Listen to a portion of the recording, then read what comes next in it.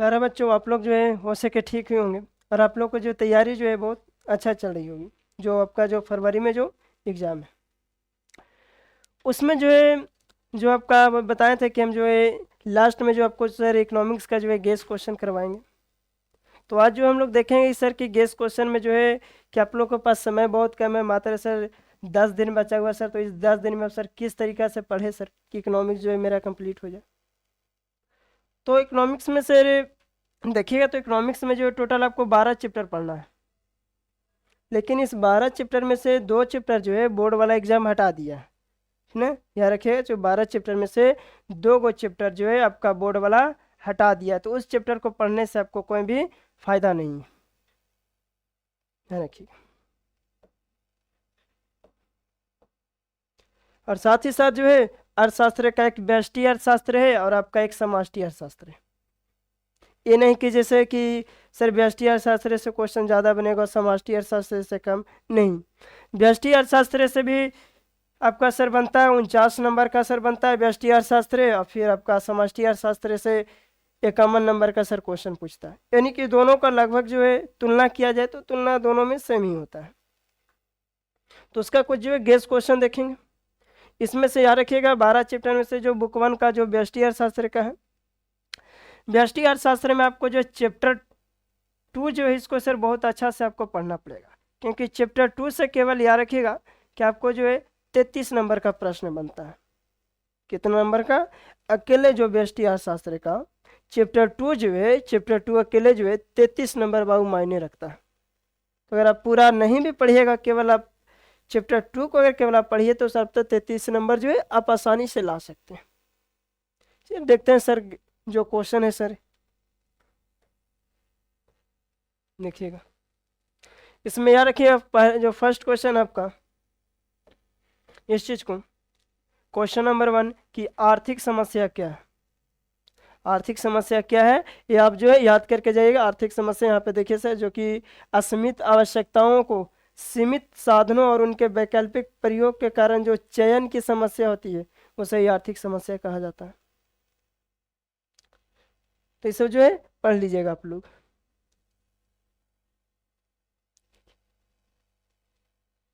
फिर है आपका जो क्वेश्चन नंबर 3 आपका जो एक भी आई है, याद रखिएगा। क्या? सीमांत उत्पादन संभावना क्या है। तो इसका जो है कुछ इस तरीका से आपका दिया गया है कि जो दो वस्तुओं को संयोग को दर्शाता है तथा जिनका संसाधन पूर्ण रूप से प्रयोग करने के लिए किया जाता है, तो सब जो है आप लोग कर लीजिएगा। तो याद रखिएगा एक सीमांत उत्पादन संभावना क्या है, इसको याद कर लीजिएगा। क्वेश्चन नंबर 3 जो पीडीएफ है, पीडीएफ का क्वेश्चन नंबर 3 याद कर लीजिएगा।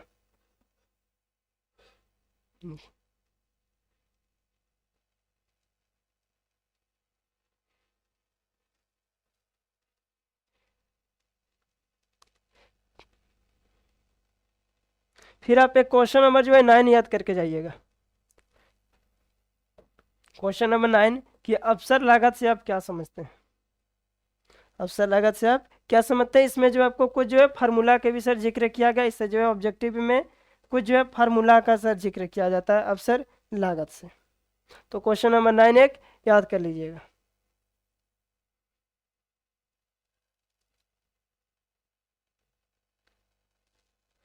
फिर आपका जो है क्वेश्चन नंबर 10,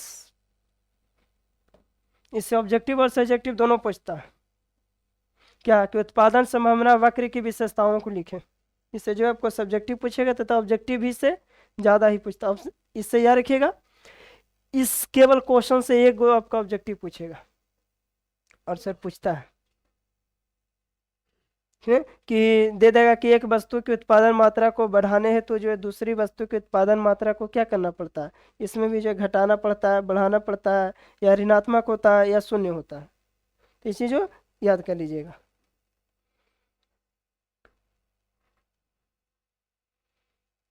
बाकी इससे जो आपको ऑब्जेक्टिव पूछेगा कि अर्थशास्त्र जो है मानव कल्याण का विज्ञान है या किसके द्वारा कहा गया था। फिर सर है आपका कि एडम स्मिथ देखिएगा कि अर्थशास्त्र धन का विज्ञान है, यह किसने कहे थे। तो एडम स्मिथ के द्वारा कहा गया था। तो ये जो है आपका कुछ ऑब्जेक्टिव क्वेश्चन है। फिर आप सर एक ये वाला आपको सर याद करके सर हर हाल में सर जाइएगा, व्यष्टि कि व्यष्टि अर्थशास्त्र क्या है। ये आपको जो है 5 नंबर का प्रश्न पूछता है, व्यष्टि अर्थशास्त्र क्या है, इसके बारे में विवेचना। तो सर आपका व्यष्टि अर्थशास्त्र है जिसमें सर छोटी इकाइयों का एवं सरल तरीका से जिसको सर पढ़ा जाता है उसे व्यष्टि अर्थशास्त्र कहा जाता है। तो ये याद कर लीजिएगा। क्वेश्चन नंबर 1 सर, जो कि सर आपका लॉन्ग टाइप क्वेश्चन का है।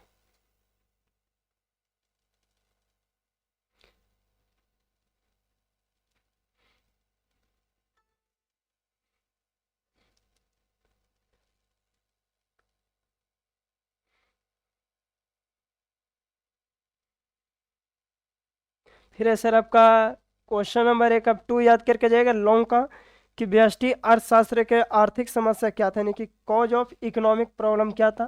तो इसका जो है निम्न कारण था, वो अब जो है पीडीएफ में दिया हुआ उसको पढ़ लीजिएगा, निम्न कारण क्या था। देखिए आपका इस तरीके से कुछ दिया हुआ कि दुर्लभ संसाधन या साधन है, फिर आपका आकस्मिक आवश्यकता।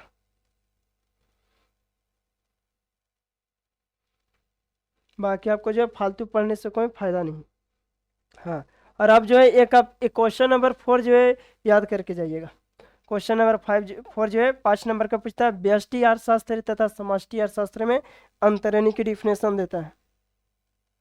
अगर 5 नंबर में नहीं देगा तो याद रखिएगा 2 नंबर में सर देगा, हर हाल में ही सर, हर साल सर ये वाला देता है, व्यष्टि अर्थशास्त्र और समष्टि अर्थशास्त्र में अंतर। अगर 5 नंबर में नहीं देगा तो आपको 2 नंबर में कन्फर्म रखिएगा कि सर देगा आपका, कि जिसमें व्यष्टि अर्थशास्त्र में व्यक्तिगत आर्थिक को किया जाता है तथा समष्टि अर्थशास्त्र में किसका जिक्र किया जाता है, सामूहिक चीजों का जिक्र किया जाता है।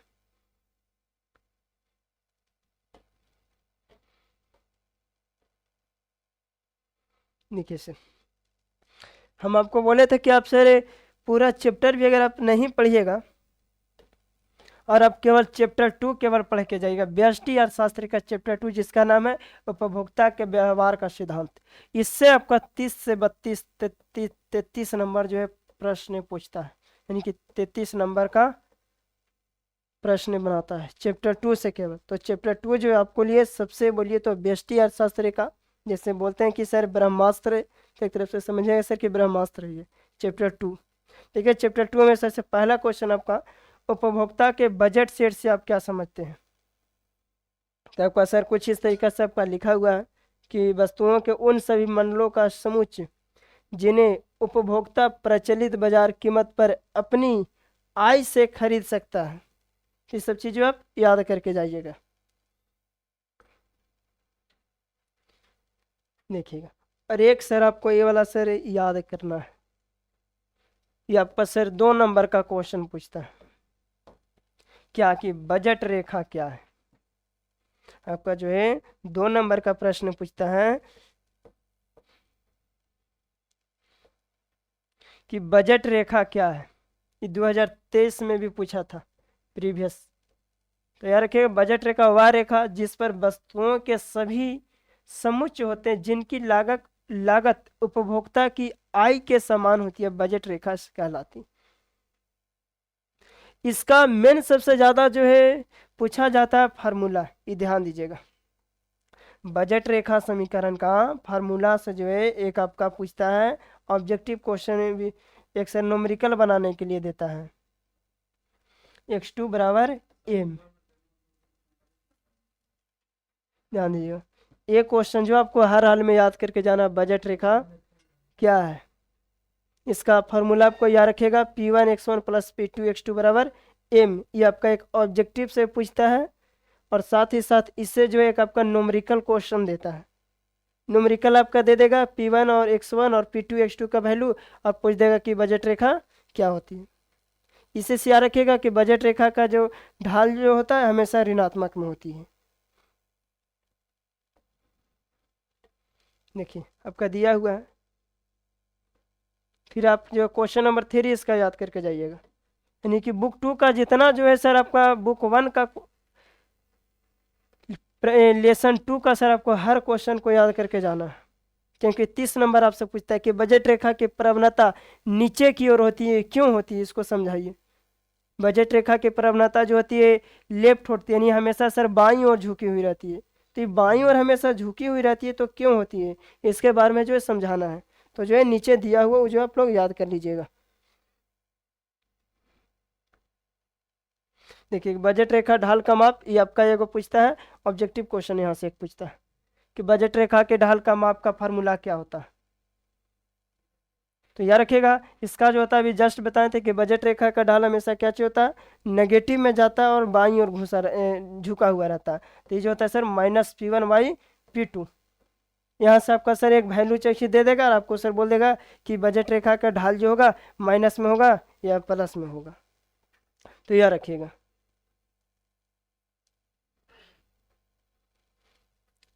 इसका देखिए एक सर आपको जो नोमरिकल सर दिया हुआ है, उस नोमरिकल के जो है आप आराम से बैठ के देख लीजिएगा कि एक उपभोक्ता की दो वस्तुओं का उपभोग करने के लिए इच्छुक है। दोनों वस्तुओं की कीमत क्रमशः ₹4 तथा ₹5 है तथा साथ ही साथ उपभोक्ता की आय ₹20 है।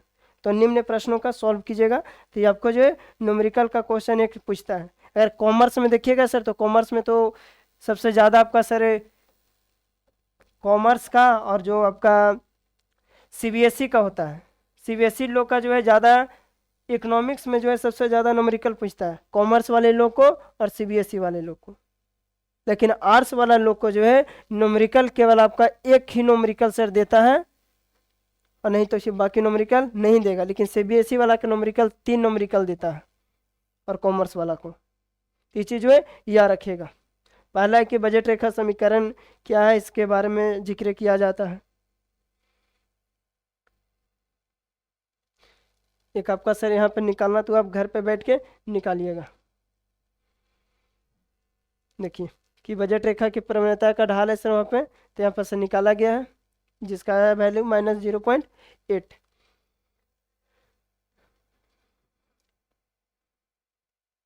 ये आपका सब न्यूमेरिकल है, तो ये सब कर लीजिएगा, ये आपसे पूछेगा नहीं। हाँ, एक आप ये क्वेश्चन नंबर 8 याद रखिएगा कि सामान्य वस्तु से आप क्या समझते हैं, कि कोई वस्तु समान है तो उसे आप जो है किस तरीका से समझते हैं। तो याद करें, फिर एक आप याद कर लीजिएगा कि निम्न स्तरीय वस्तु को परिभाषित कीजिए, ऐसी दो वस्तुओं का उदाहरण दीजिए। ये वाला भी आप प्रश्न कर जाइएगा इकोनॉमिक्स में, चाहे वो आर्ट्स का स्टूडेंट हो, चाहे कॉमर्स का हो, या तो फिर सीबीएसई का हो। इसे याद करके जाइएगा इसका क्वेश्चन नंबर 9 का।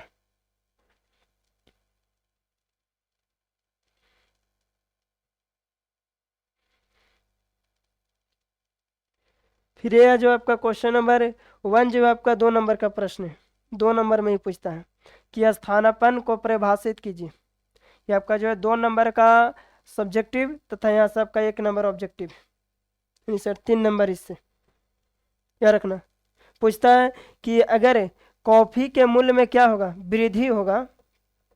इस तरीका से आपसे ऑब्जेक्टिव पूछता है कि अगर कॉफी के मूल्य में वृद्धि होगा तो फिर चाय के मूल्य में क्या परिवर्तन होगा, बढ़ेगा, घटेगा, या शून्य रहेगा, या अपरिवर्तित रहेगा। तो याद रखिएगा हमेशा बढ़ता है, क्योंकि जब कॉफ़ी का जब दाम बढ़ जाता है, यानी कि रेट बढ़ जाता है, तो जो चाय का भी रेट क्या हो जाता है, इंक्रीज कर जाता है। तो याद रखिएगा, यहाँ से आपका एक ऑब्जेक्टिव कंफर्म रखिएगा पूछता है।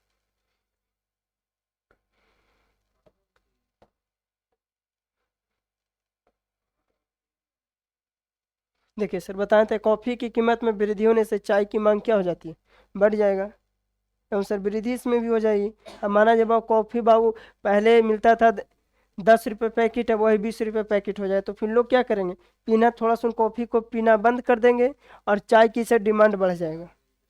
देखिए फिर एक आप याद कीजिएगा क्वेश्चन नंबर 1, पूरक को परिभाषित कीजिए।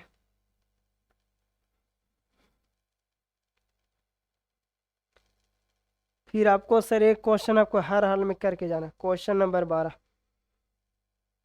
मतलब सर बोर्ड सर चाहे कुछ करे, लेकिन क्वेश्चन नंबर 12 2 नंबर का सब्जेक्टिव, इसे 2 नंबर का ऑब्जेक्टिव और साथ ही साथ एक न्यूमेरिकल पूछेगा। मांग की कीमत लोच को परिभाषित कीजिए।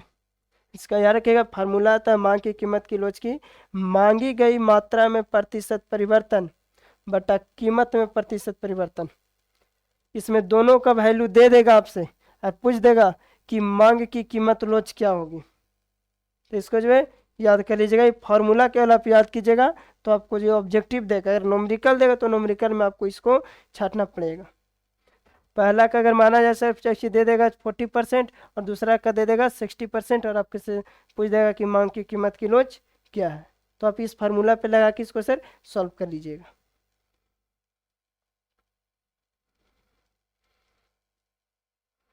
देखिए सर आपका दिया हुआ मांग की लोच -0.2 है तो क्या होगा।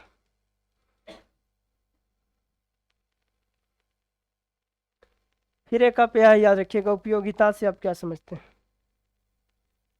क्वेश्चन नंबर 14 की उपयोगिता से आप क्या समझते हैं, यानी जिसको हम बोलते हैं यूटिलिटी। यहाँ से एक ऑब्जेक्टिव याद रखिएगा, उपयोगिता को यूटिल इकाई द्वारा मापा जाता है। पूछेगा आपसे कि उपयोगिता को जो है किस चीज के द्वारा मापा जाता है, तो उपयोगिता को जो है यूटिल इकाई द्वारा मापा जाता है। ये ध्यान दीजिएगा, आपको ऑब्जेक्टिव का प्रश्न है। फिर एक आप याद रखिएगा, सीमांत उपयोगिता को परिभाषित कीजिए। क्वेश्चन नंबर 15 भी आपको याद करना है। सीमांत उपयोगिता से आप क्या समझते हैं। तो इकोनॉमिक्स जो है आपका थोड़ा सा जो है टफेस्ट सब्जेक्ट है, तो ये थोड़ा सा सर आपको इकोनॉमिक्स में जो है मेहनत तो करना पड़ेगा। ये नहीं कि आपका हिस्ट्री नहीं कि कहानी है, इकोनॉमिक्स से थोड़ा सा आपको जो है फार्मूला सबसे ज़्यादा आपको इसमें मिलता है। ऑब्जेक्टिव में फार्मूला आपको देगा, देखिएगा आपका इसमें भी आपका सर न्यूमेरिकल देता है, तो जब सर सॉल्व कर लीजिएगा इसको। फिर एक आता है आपका सर कुल उपयोगिता, कि कुल उपयोगिता को परिभाषा लिखिए। इसका एक सर आपको ये आपका सर पूछता है फार्मूला, कि कुल उपयोगिता बराबर फार्मूला क्या होता है, यानी कि सूत्र क्या होता है कुल उपयोगिता का सूत्र। तो याद रखिएगा TUN इक्वल U1 + C2, यानी कि लास्ट यानी अंतिम नंबर UN तक होती है। फिर एक आप याद रखिएगा, सम सीमांत उपयोगिता का नियम क्या है।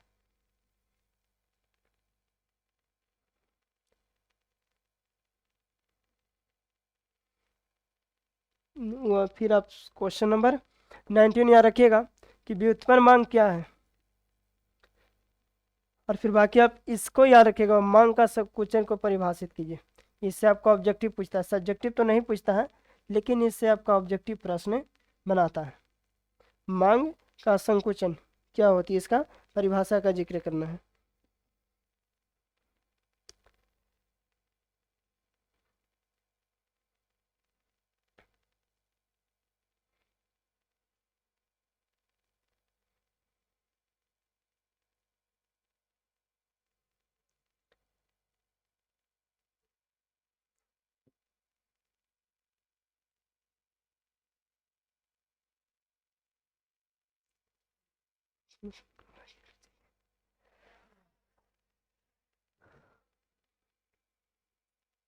एक सेकेंड रुकिएगा थोड़ा सा।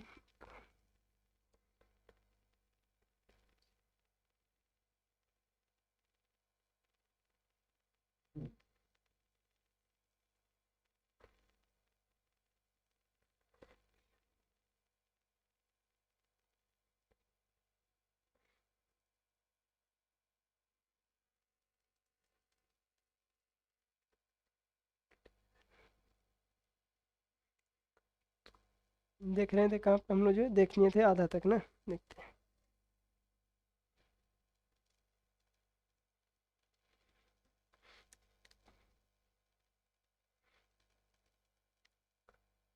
तो सर चैप्टर 2 हम लोग देख रहे थे ना, देखिएगा।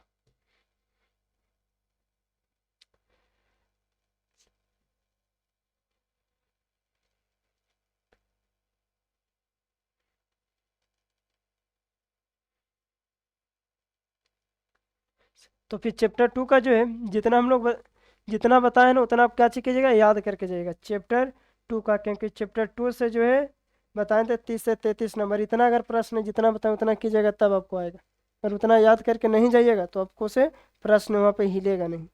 हिस्ट्री नहीं है कि आप कहानी जे मन में ऐसे सर कि बाबर के बारे में लिखना है तो बाबर के पूरा दादा परदादा के नाम लिख दिए। आपका इकोनॉमिक्स है तो इकोनॉमिक्स में जो है हर चीज़ को हर एक सर टॉपिक के आधार पर लिखा जाता है, ध्यान दीजिए। फिर आपका सर चैप्टर 3 से आपका 5 नंबर का ही प्रश्न बनाता है, ज़्यादा नंबर आपसे पूछेगा नहीं चैप्टर 3 से। जिसमें याद रखिएगा, आप पहला क्वेश्चन याद रखिएगा।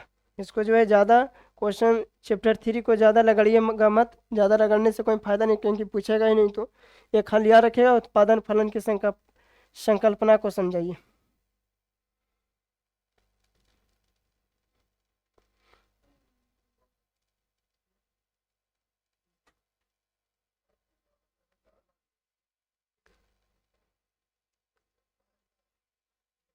तो जो है बुक 1 का कर दिए, अगर देखेंगे तो अगर आपको अगर एक और मिलेगा तो इसका जो है पार्ट 2 आप लोग देख लीजिएगा। पार्ट 1 में जो है आपको लगभग 30 से 40 क्वेश्चन 40 नंबर का बताए हैं, तो उतना जो है कर लीजिएगा। बाकी जो है हम लोग बुक 2 का जो है नेक्स्ट वीडियो में देखेंगे।